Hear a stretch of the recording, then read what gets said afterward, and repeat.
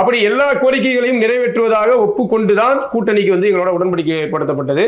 நாங்களும் வந்து ஒப்புக்கொண்டு கூட்டணி தொடர்ந்தோம். ஆனால் இந்த 5 ஆண்டுகளில் நாங்கள் வைத்த கோரிக்கைகள் எதையும் ஒரு சிலதை தவிர பெரும்பாலான கோரிக்கைகளை இந்த திமுக அரசு நிறைவேற்றவில்லை என்பதுதான் அண்ணன் வேல்முருகனுடைய கோபத்திற்கான முதன்மை காரணம். அதை அவர் வந்து கடந்த ஒரு 4-5 மாதங்களுக்கு முன்பிருந்தே வந்து அவருடைய தொடர் பொதுக்கூட்டங்களில், அது செம்மணி மனித புதைகுழிக்கு எதிரான கூட்டமாக இருந்தாலும் சரி, முள்ளிவாய்க்கால் நினைவேந்தலாக இருந்தாலும் சரி, மாவீரர் நாளாக இருந்தாலும் எல்லா கூட்டங்களிலும் அவர் வைக்கக்கூடிய முதல் விஷயம் என்னன்னா, எங்கள் கோரிக்கைகளை நிறைவேற்றுங்கள், நாங்கள் நிபந்தனையற்று உங்களை ஆதரிக்கிறோம், எங்களுக்கு அப்படிங்கிறதா அண்ணனுடைய கருத்தாவே தொடர்ச்சி. அது பொதுவெளியிலே பேசினார்.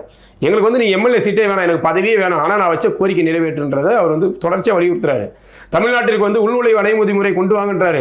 வடநாட்டவர்கள் வேட்டைக்காடாக தமிழ்நாடு இன்னைக்கு வந்து திகழ்ந்துட்டு இருக்கு. இன்னைக்கு வந்து இப்ப சமீபத்தில் அந்த பீகாரை சேர்ந்த ஒரு இளைஞர் அவருடைய குடும்பத்தோட சீரழிக்கப்பட்டது வந்து வடநாட்டு அதே பீகாரை சேர்ந்த இளைஞர்களால் வந்து நடைபெற்றது.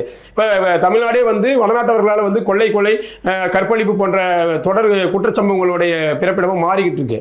அப்ப இதையெல்லாம் கட்டுப்படுத்த வேண்டும் என்றால் இங்கு தமிழ்நாட்டிற்கும் வடகிழக்கு மாநிலங்களைப் போல உள்நுழைவு அனுமதி முறை, இன்னர் லைன் பர்மிட் என்கிற அந்த நடைமுறை கொண்டு வர வேண்டும் அப்படிங்கிற கோரிக்கையை நம்ம வச்சுக்கிட்டே இருக்கோம். இது எதையும் நடைமுறைப்படுத்தாத மறுபடியும் வந்து ஒரு சீட்டோட நில்லுங்க, வேற எந்த கோரிக்கையும் வைக்காதீங்கன்னு சொன்னா எதை நம்பி நம்ம வந்து திமுக மீண்டும் ஆதரிக்க முடியும்? கடந்த முறை இங்க கொடுத்த வாக்குறுதி எதையுமே நிறைவேற்றல. அதே அந்த கச்சத்தீவை மீட்போம் எப்படி கருணாநிதி காலத்தில் 1967 போட்ட தேர்தல் அறிக்கை மாதிரி இன்னைக்கு வரைக்கும் அந்த தேர்தல் அறிக்கை திமுக வந்துகிட்டே இருக்கும். பார்த்துட்டே இருந்தீங்கன்னா ஒரு சில தேர்தல் அறிக்கை 60களிலிருந்து தொடர்ச்சியாக வச்சுக்கிட்டே இருப்பாங்க, ஆனால் எதையும் நிறைவேற்ற மாட்டாங்க.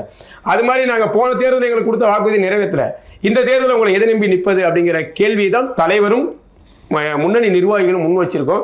பெரும்பாலான நிர்வாகிகள் இதில் வந்து கொதிநிலையில் இருக்கிறாங்க அப்படிங்கிறத உண்மை.